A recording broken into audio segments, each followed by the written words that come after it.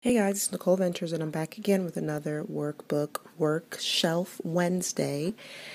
This Wednesday, just wanted to show you what we're doing today with my kindergartner. Here I have cards, and I use a variety of manipulatives. We use Singapore math, and I really try to do a lot of manipulatives just so we can visualize what he's doing. So we're tightening down our number bonds 1 through 10. Just to make sure that he really understands the concept. And I just want to show you exactly what I do with the cards.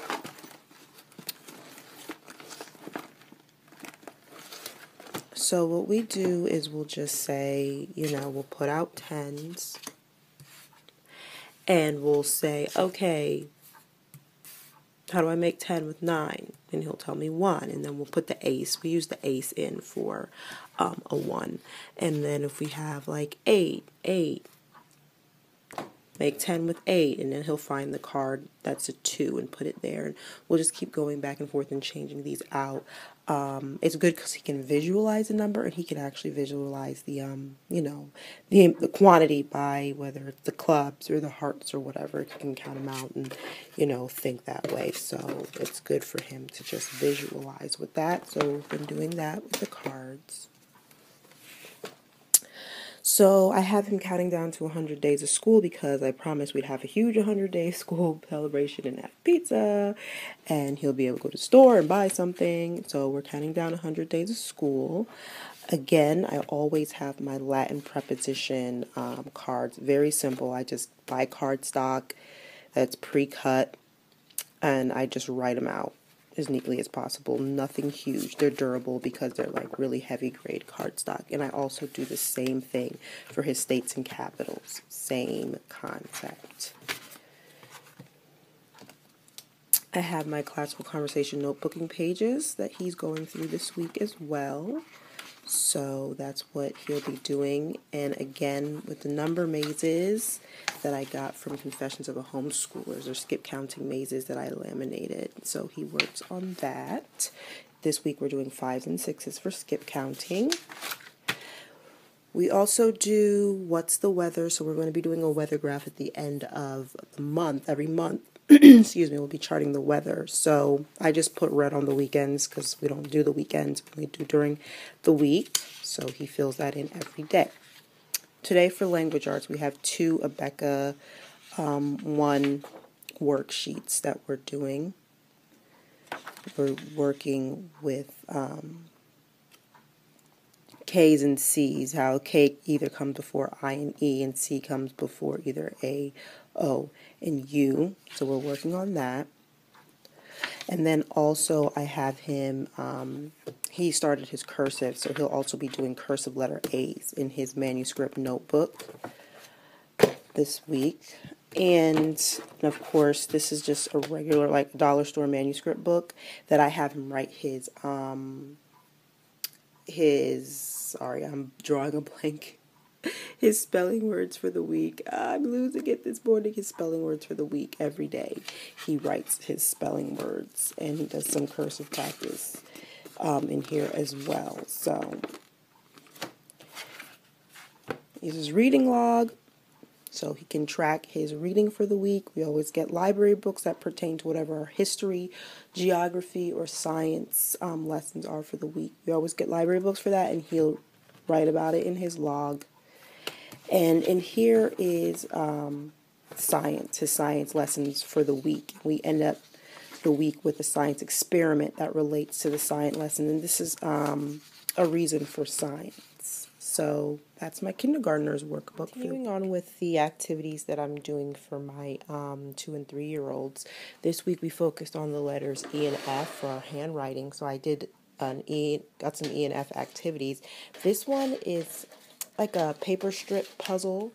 Pretty much, I asked my 3-year-old to put it in order from 1 to 10, and it will eventually form a little image of a fish. It'll say F is for fish, and with diligence and patience, and hopefully he doesn't get discouraged, but he'll just line them up in numerical order, and eventually it'll spell out F is for fish. You get the idea. And I have a little school of fish. Oops. And then I went ahead and made this went and just Googled a whole bunch of images of animals that begin with the letter E. So, of course, we have elephant, eagle, earwig, which is a pincher bug, elk, and an eel, and a variety of other animals, emu, an egret. And even though this is like a porcupine, they call it an echidna. I guess that's a scientific name. So pretty much these are all E animals. And he'll just take this other stack of the same and match them up. And it'll, expose him to different animals rather than your typical elephant that begins with E. So that's good for him. That's really for my 3-year-old. Okay, so for number or mathematical activities, again, I just have some cards, and I'm just going to have him, count out 10 on the abacus. 1, 2, 3, 4, 5, 6, 7, 8, 9, 10, and 10, yay! And then other numbers, and we'll just do that. Here's something that's pretty cool. Handwriting Without Chairs provides these little chalkboards, and there's something called wet and dry tries. So what we've been doing is we've been writing our letter E, starting from the top, writing the E. It's hard to do this while holding the camera. And then after that, I give him a sponge, and I let him dampen it. I'll have a little bit of water in a bowl, dampen it, and he'll go over and erase it with the wet sponge. But at the same time, he's still getting that extra fine motor development and, being able to learn the letter E that way as well. So I think the 2- and 3-year-old will enjoy playing around with that. Roll-a-dough letters, which is also another Handwriting Without Tears activity. Simply, you have your card with the letter in it, and they'll just take the dough and roll it and form it. As you can see, they've been doing this, so some of the pieces are still already rolled out, and they just simply stick it over the letter F. So 2- and 3-year-old like to do that. Another thing, it's really basic. This is a card game, dollar store card game. What is the same? What is different? So we'll go through a couple of these cards and say, what's the same? And I'll have my 3-year-old point out what's the same and, explain why they're the same or the colors of them and things of that nature, just so that it's like a logic activity.